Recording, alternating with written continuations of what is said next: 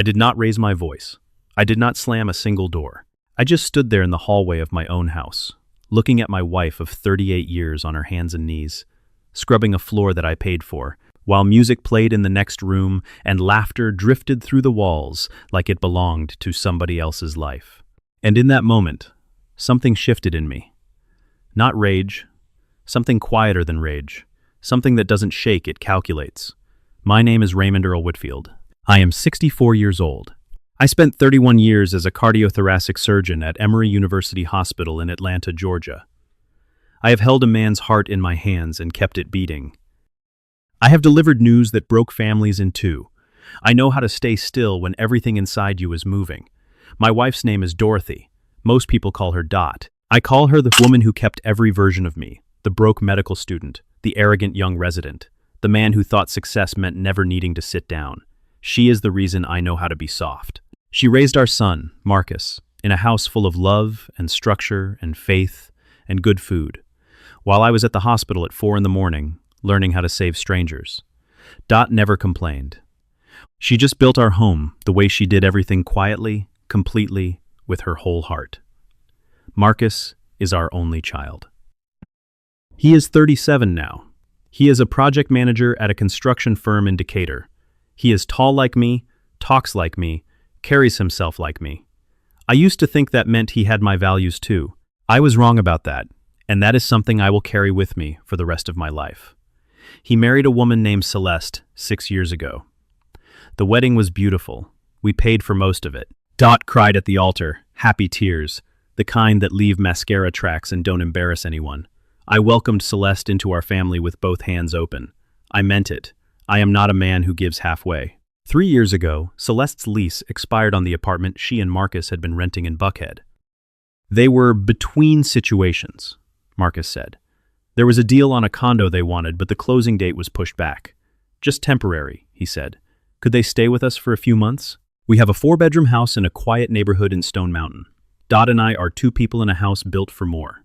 I said yes before Marcus finished asking. Dot had the guest room made up the next morning with fresh towels and the good soap. That was 3 years ago. The closing on that condo never happened. There was always a reason. The market shifted. The financing fell through. They were saving more aggressively now. Dot and I did not press it.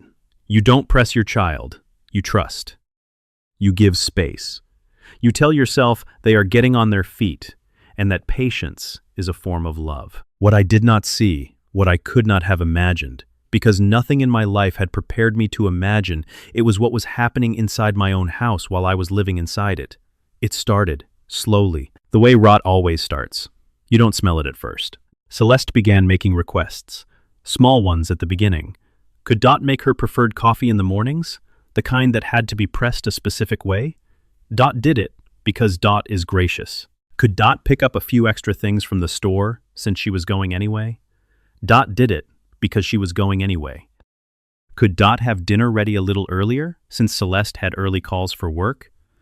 Dot adjusted her whole rhythm. I did not see the weight of it accumulating because I was still operating 3 days a week at 62, mentoring residents, serving on a hospital board. I came home tired. Dot had dinner on the table. I asked how her day was. She said, "Fine." I believed her.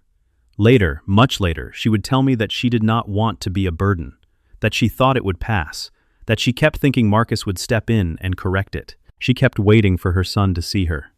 He did not see her. He saw Celeste. He saw whatever Celeste showed him, which was a version of events edited so carefully that Marcus believed his mother was happy, volunteering, contributing, finding purpose in keeping the household running. That is the phrase Celeste used, I would later learn. She loves feeling needed. She said it to Marcus, like it was a gift she was giving his mother. I was invited to speak at a surgical conference in Houston last October, 10 days. I had done trips like this many times over my career. Dot always managed fine. We talked every evening, sometimes twice a day. I had no reason to believe anything was different.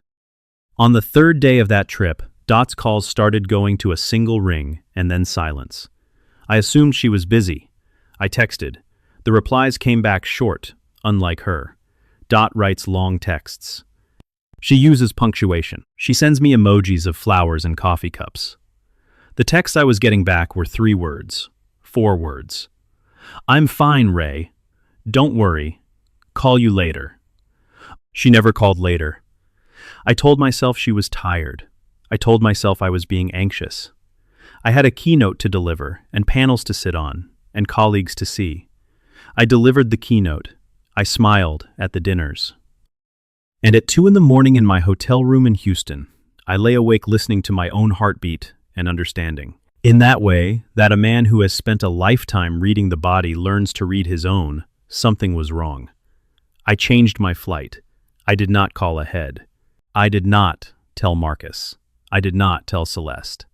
I booked the first seat out of George Bush Intercontinental on a Thursday morning, and I was in my driveway in Stone Mountain by noon. There is a sound a house makes when it is yours. You know the creak of the third porch step. You know the way the key catches slightly before it turns. I know this house the way I know my own hands. I stepped inside quietly, not because I was trying to hide, but because that is how I have always come home. I take a breath before I enter, a habit from years of transitioning between the weight of the hospital and the peace of my own walls. The house smelled of cleaning solution. The floors were gleaming. The kitchen counter was spotless. There was music playing from the back of the house, something upbeat, something that belonged to someone who was comfortable. I found Dot in the laundry room. She was standing at the ironing board, pressing Celeste's blouses. Not our laundry, not her own. A pile of Celeste's silk work blouses, each one hung carefully on a wooden hanger after she finished. She was wearing a house dress that I had not seen before, faded, worn at the collar, the kind of garment you put on when you have stopped expecting anyone to look at you. Her hair, which she always kept done, Dot has never in 38 years let me see her looking less than herself, was wrapped in a plain scarf, and she moved slowly. The way people move when they have forgotten there is any other pace. She did not hear me come in. I stood in the doorway and watched her for what felt like a long time, but was probably 30 seconds. My wife, my Dorothy, pressing another woman's clothes in my house, alone, while that woman's voice drifted from the master bedroom down the hall, talking on a work call, bright and professional and unbothered. I said her name softly. She spun around, and the look on her face before she recognized me, that fraction of a second, was the look of a woman who has learned to flinch at footsteps. It was there, and then it was gone, replaced by her trying to smile, trying to normalize what I was seeing, already beginning to explain. Ray, you're home early. I didn't know. Put the iron down, Dot. She put it down. I walked to her and took both her hands and looked at her. And I said, tell me everything. And she did. It took a while. It came out in pieces, the way things do when someone has been compressing them for months. The mornings she was expected to have breakfast prepared before Celeste's 7 a.m. calls. The way Celeste had gradually moved Dot out of the primary grocery account, rerouting the spending to her own cards, and leaving Dot to ask in her own home for cash for things she needed. The evenings when Celeste hosted friends in the living room and introduced Dot when Dot appeared as the housekeeper, laughing like it was a joke, and not one of her friends ever corrected her because they did not know any better and Dot was too proud to make a scene. The phone. Dot told me about the phone last. Celeste had offered to help Dot set up a new phone plan to save money. Dot, who was generous and trusting and did not see it coming, had handed over her old phone while Celeste ported the number. The new phone Celeste gave her had blocked numbers on it. My number rang through. Marcus's number rang through. But Dot's sister in Birmingham, Dot's friends from church, Dot's neighbor Patricia, who had been calling to check on her, none of those calls came in. Dot thought people had stopped reaching out. She thought she had become invisible.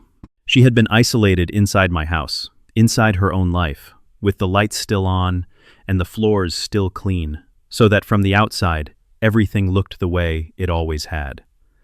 I held my wife's hands and I did not say a word for a long moment. Then I said, go get dressed, the good dress, we're going to lunch. She looked at me like I had said something in a foreign language. I said, you have not become the help in this house, Dorothy. You are this house. Now go get dressed.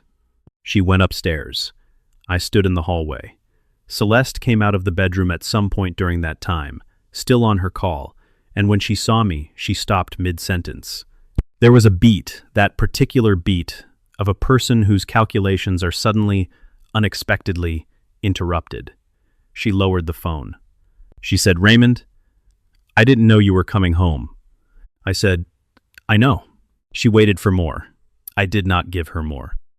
I walked to the kitchen and made myself a cup of coffee and let her stand there in the silence of what I wasn't saying, because I have learned over a long career that the most powerful thing a person can do in a difficult room is refuse to fill the silence with noise. Marcus came home at 6. I was sitting in the living room, in my chair, the way I sit when I am waiting.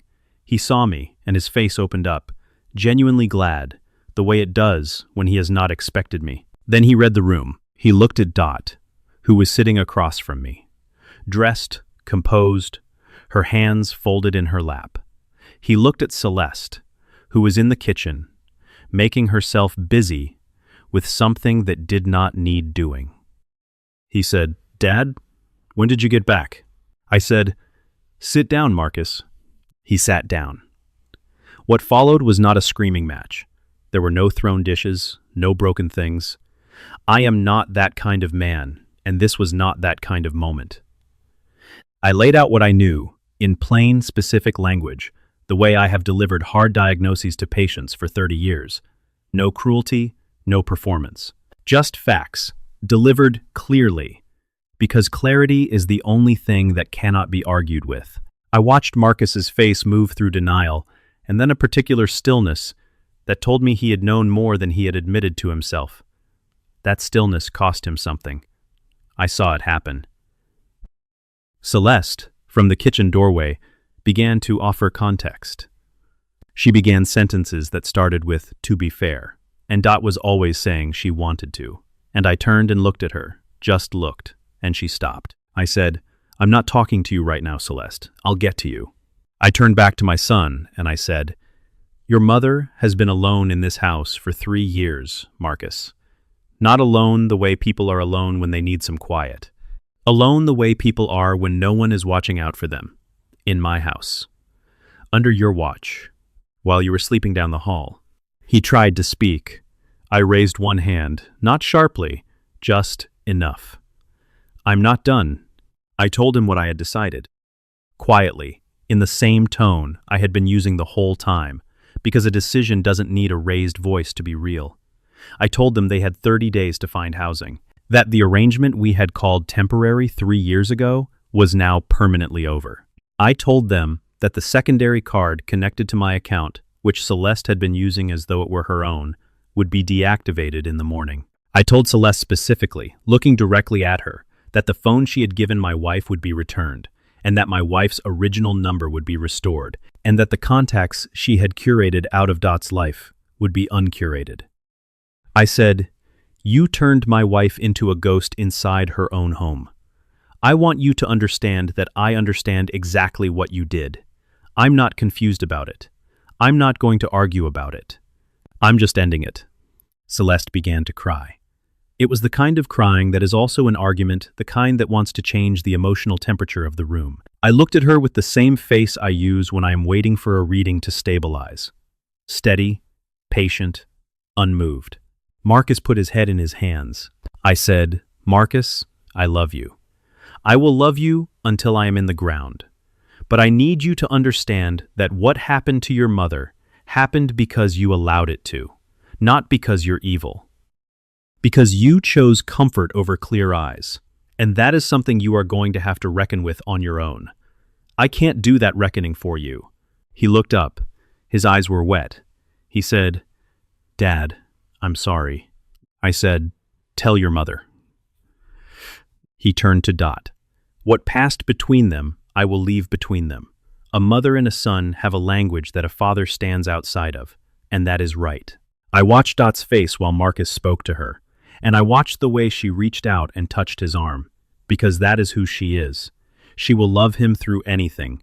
She was already beginning to soften even then, and I was not surprised. What I was grateful. Grateful that she still had that in her after everything. grateful that they hadn't taken that too. They were out of the house in 22 days. I did not help them move. I did not offer the truck or the contacts or the favors I could have offered. I did not make it hard, but I did not make it easy. There is a difference between those things, and the difference matters. The morning after they left, I woke up early and went downstairs and made coffee 2 cups, the way Dot likes hers, with the creamer she's used for 30 years. I brought it upstairs. She was sitting up in bed, already awake, with that look she gets when she's been thinking since before the sun came up. I set her cup on the nightstand. I sat on the edge of the bed. The house was quiet, in a way it had not been quiet in 3 years.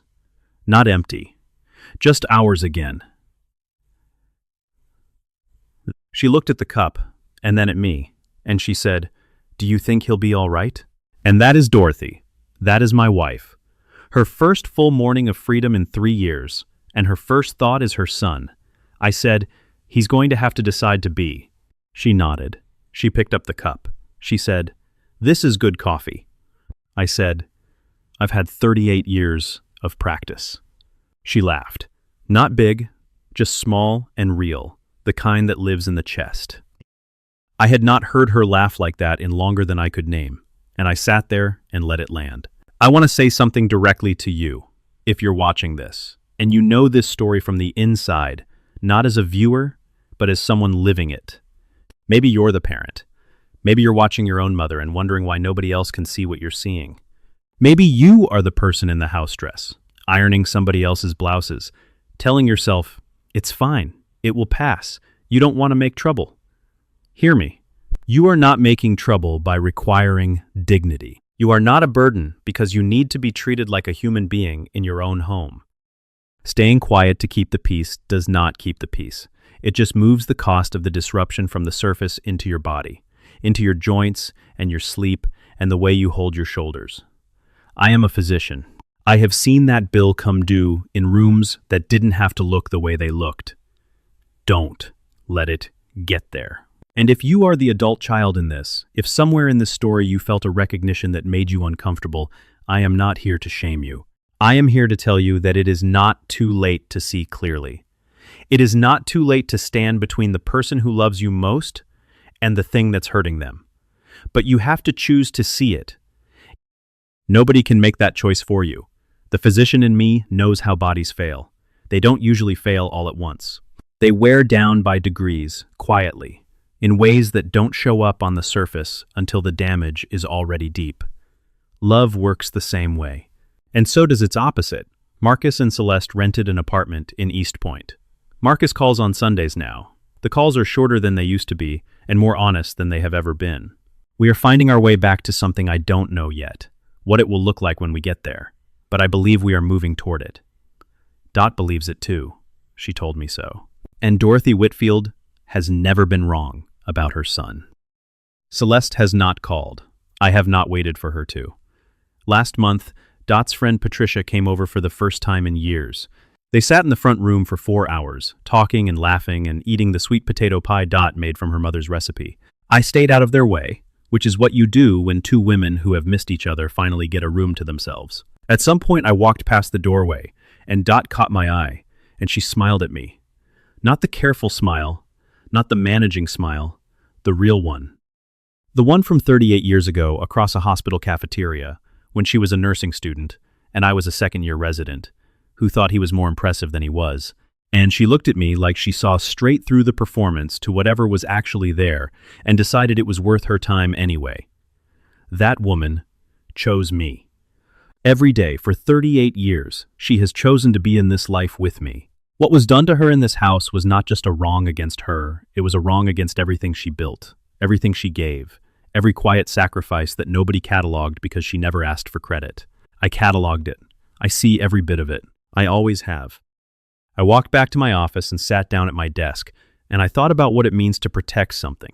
Not just when it's easy, not just when it's public, not just when you get to look like a hero for doing it, but quietly, consistently, across the length of a life, the way my wife protected me for decades when nobody was watching. I thought about what I owe her. I thought, the rest of it, all of what's left, every ordinary morning. That's what I owe her. And that is what she is going to have. Sometimes the most powerful thing you can do for the person you love is simply see them, really see them, before the damage goes too deep. Raymond didn't need a courtroom or a confrontation. He just needed to come home, put down the coffee, and look at his wife the way she deserved to be looked at all along. The people who show up quietly, who build and hold and never ask for credit, they are worth fighting for, and it is never too late to say so.